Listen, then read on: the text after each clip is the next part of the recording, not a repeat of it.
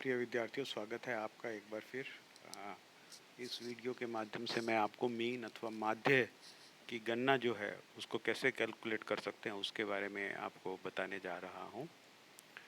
तो केंद्रीय प्रवृत्ति या सेंट्रल टेंडेंसीज जो होती है, मीन्स अगर हम कोई भी डाटा देखें तो हम ये देखेंगे कि जैसे मैंने पिछले वीडियो में आपको एक हाइट का क्लास में हाइट का एग्जांपल देके बताया था।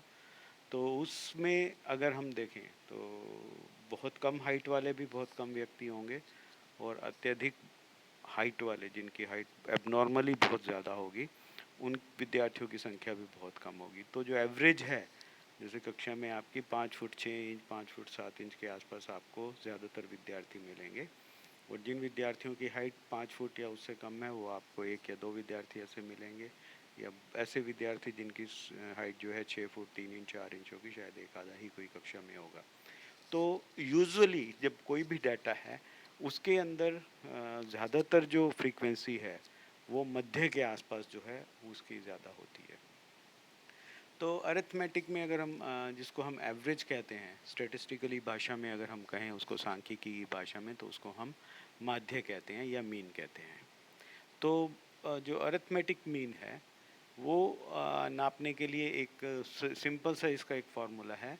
उसको हम कहते हैं mean is equal to sum of all items divided by number of items. जैसे मैं आपकी हाइट की मुझे मीन हाइट ज्ञात करनी है, या मैं कहूँ कि मुझे एवरेज हाइट ज्ञात करनी है आपकी, तो मैं क्या करूँगा, सब जितने भी आपके मेरे पास डाटा है 5 foot 2 inch 5 foot 4 inch 5 foot 5 inch 5 foot 6 inch, इन सब का योग कर लूँगा और उसको, जैसे आपकी कक्षा में कुल 72 विद्यार्थी हैं तो उसको 72 से अगर मैं डिवाइड कर दूं तो मेरे पास जो है एवरेज हाइट आपकी आ जाएगी। तो इसको स्टैटिस्टिकली अगर हम भाषा में ज्ञात करना चाहें, सांख्यिकी के द्वारा हम ज्ञात करना चाहें मीन को, तो दो विधियां हैं। पहली विधि कहलाती है प्रत्यक्ष विधि या डायरेक्ट मेथड, और दूसरी विधि जो कहलाती है वो कहलाती है शॉर्टकट मेथड या लघु विधि।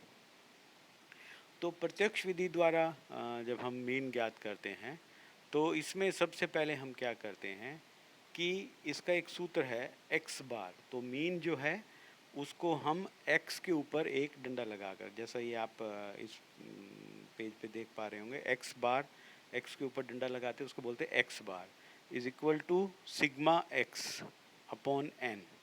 इस सूत्र के द्वारा जो है हम किसी भी जो डाटा हमें दिया गया है इंडिविजुअल सीरीज़ का, अभी यहाँ पे हम केवल इंडिविजुअल सीरीज़ वाला जो है व्यक्तिगत श्रेणी के डाटा की बात करेंगे, क्योंकि जो आपके डिसकॉन्टीन्यूअस और कॉन्टीन्यूअस सीरीज़ के डाटा हैं उनकी गणना करने की विधि थोड़ा भिन्न हो सकती है, कुछ में सेम भी हो सकती है। तो हम जब नेक्स्ट, तो इंडिविजुअल सीरीज़ में जब हम एक्स बार हमें कैलकुलेट करना है तो हम सिग्मा एक्स, सिग्मा या सम्मेशन बोलते हैं इसे, ठीक है।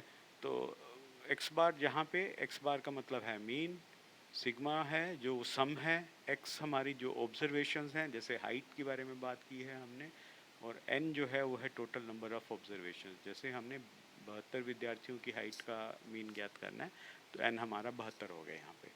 तो यहाँ पे एक एग्जांपल के द्वारा आपको जैसे समझाने की कोशिश करूँगा मैं। जैसे एक वार्ड के अंदर 10 रोगियों के हीमोग्लोबिन के आंकड़े निम्न प्रकार से दिए गए हैं, ठीक है। तो ये जो आंकड़े हैं सीरियल नंबर 1 2 3 4 10 रोगियों के हैं।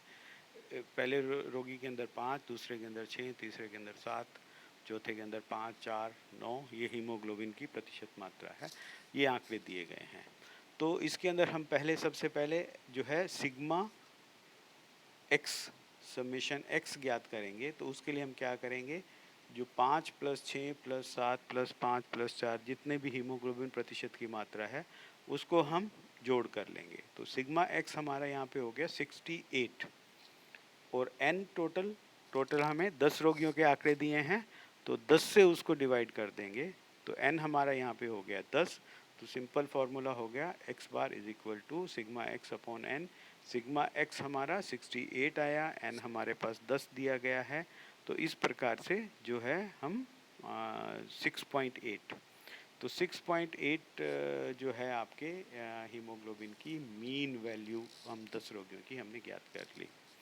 इसी तरह से दूसरे उदाहरण के अंदर, जैसे यहाँ पे 10 रोगियों के थ्रोम्बिन टेस्ट के आंकड़े दिए गए हैं 1 से 10 तक। थ्रोम्बिन जो है 10, 15, 20, 15, 11, 16, 20, 20, 15, 12। तो सिग्मा एक्स हम उसी तरह से ज्ञात करेंगे 10 plus 15 plus 20 plus 15 plus 11 plus 16 plus 20 plus 20 plus 15 plus 12। तो ये सिग्मा एक्स हमें प्राप्त हुआ 154। एन हमारे पास है 10, तो एक्स बार हम जब कैलकुलेट करेंगे तो वो हो जाएगा आपके 154 को 10 से भाग कर दें तो 15.4 सेकंड जो है आपके मीन प्रोथ्रोम्बिन वैल्यू जो है वो आ गई। तो इस प्रकार से हम कोई भी इंडिविजुअल सीरीज में जब आपको डाटा दिया गया हो तो उसके लिए हम सूत्र X bar is equal to sigma X upon N, इस सूत्र के द्वारा हम डायरेक्ट मेथड के द्वारा जो है कैलकुलेट कर लेते हैं मीन किसी भी इंडिविजुअल सीरीज के अंदर। दूसरा मेथड जो कहलाता है शॉर्टकट मेथड, जब आपको डाटा डेसिमल में या कुछ बहुत ज़्यादा जिसके अंदर डिफरेंस हो, उस स्थिति में हम शॉर्टकट मेथड के द्वारा जो है आपके मीन कैलकुलेट करते हैं। और इसका जो सूत्र है वो है एक्स बार, जैसा कि आप यहाँ पे 2.3 पेज पे देख पा रहे हैं। X bar is equal to A plus sigma D X upon N. यहाँ पे एक्स बार तो हमें पता है, एक्स बार है मीन, ए जो है वो है आपके कल्पित मान, कोई भी कल्पित मूल्य हम मान सकते हैं। ठीक है, तो जैसे यहाँ पे सीरियल नंबर है और यहाँ पे हाइट दी हुई है सेंटीमीटर के अंदर, तो 15 मिनिमम जो है 14 है और मैक्सिमम जो है 18। तो यूजुअली ऐसा जो है हमारी कल्पित माध्य जो होना चाहिए वो इनके मध्य होना चाहिए, मैक्सिमम और मिनिमम वैल्यू के बीच में। तो जैसे 14 और 16 के बीच में, 14 और 18 के बीच में, यहाँ पे मैं मान लो 15 जो है आपके कल्पित माध्य मान लेता हूँ। परंतु ऐसा नहीं है कि आप कोई भी वैल्यू 0 से लेके आप भले ही कितने आप इसको कर लें, पर जितनी आपकी डेविएट होगी, इन वैल्यू से डिफरेंट होगी, उतनी आपकी गणना मुश्किल हो जाएगी। तो गणना की आसानी के लिए सबसे इम्पोर्टेंट है कि आपकी जो कल्पित माध्य है उसकी वैल्यू जो आपके मिनिमम और मैक्सिमम वैल्यू है एक्स की, उसके बीच में कहीं भी हो सकती है। तो यहाँ पे आप 14 ले सकते हैं, 16 ले सकते हैं, 17 ले सकते हैं, 18 ले सकते हैं। ठीक है, परंतु आप 0 लेके करेंगे तो भी आपके आंसर यही आएगा। अगर आप उसको 100 लेके करेंगे, 99 लेके करेंगे, कोई भी वैल्यू डाल के करेंगे, आपका आंसर यही आएगा। परंतु इसके अंदर आपको गणना आपकी डिफ़िकल्ट हो जाएगी। तो एज्यूम्ड कल्पित जो है हमारा कोई भी हम जो कल्पित माध्य है वो है dx, जो है वो आपके कल्पित माध्य से विचलन यानी डेविएशन फ्रॉम x। हम dx जो है आपका वो है डेविएशन फ्रॉम x, यानी कल्पित माध्य से कितना विचलन है उसकी वैल्यू को हम dx कहते हैं। और फिर जब हम इन सब dx का योग कर लेंगे तो आपके सिग्मा dx हो जाएगा। और n जो है आपके टोटल जितने पदों की संख्या दी गई है, जैसे यहाँ पे 12 की दी गई है तो n आपके 12 हो गया। ठीक है, तो आइए गणना करते हैं इसके अंदर हम। जैसे dx हम यहाँ पे ज्ञात करेंगे 15, कल्पित माध्य हमने यहाँ पे 15 माना है। तो पहले के लिए 15 माइनस 15 0, दूसरे के अंदर 16 माइनस 15 1, दूसरे में 14 माइनस 15 माइनस 1। ठीक है, तो इस प्रकार से हम कल्पित माध्य से x माइनस a, तो डेविएशन फ्रॉम x कैलकुलेट करने का जो सिंपल सा फॉर्मूला है वो है x माइनस ए। एक्स जो आपकी एक्चुअल वैल्यू है और a जो है वो आपकी जो कल्पित मान है वो है। तो x माइनस ए हमने ज्ञात कर लिया, x माइनस ए ज्ञात कर लेंगे 0 माइनस प्लस 1। इसमें ये एक चीज़ इम्पोर्टेंट है कि हम यहाँ पे प्लस और माइनस का जो सिंबल है उसको हम कंसीडर करेंगे, उसको छोड़ेंगे नहीं। तो जितनी भी वैल्यू आएगी प्लस माइनस वो सब कर लेंगे और इन सब का जब योग करेंगे तो जैसे यहाँ पे टोटल प्लस के 11 हुए, माइनस के 2 हुए, तो टोटल सिग्मा डी एक्स की हमारी वैल्यू हो गई 9। तो अब हमें हमें पता है, हमने कल्पित जो माध्य है वो था हमारा 15, सिग्मा डी एक्स हमें पता है 9 है, और दूसरा जो हमें n जो है वो हमें पता है 12 है।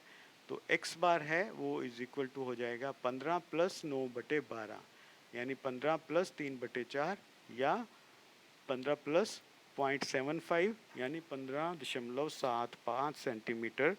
ये जो है ये आपके मीन जो है हाइट वो आ गई। ठीक है, तो ये शॉर्टकट मेथड है। यूजुअली हम ये तब यूज़ करते हैं जब हमें डाटा जो है डेसिमल में दिया हुआ होता है, या हमें बहुत ज़्यादा उसके अंदर जो है इतना उसमें डेविएशन होता है कि हम इजीली उसको गणना अगर हम डायरेक्ट मेथड से करें, प्रत्यक्ष विधि के द्वारा, तो मुश्किल हो।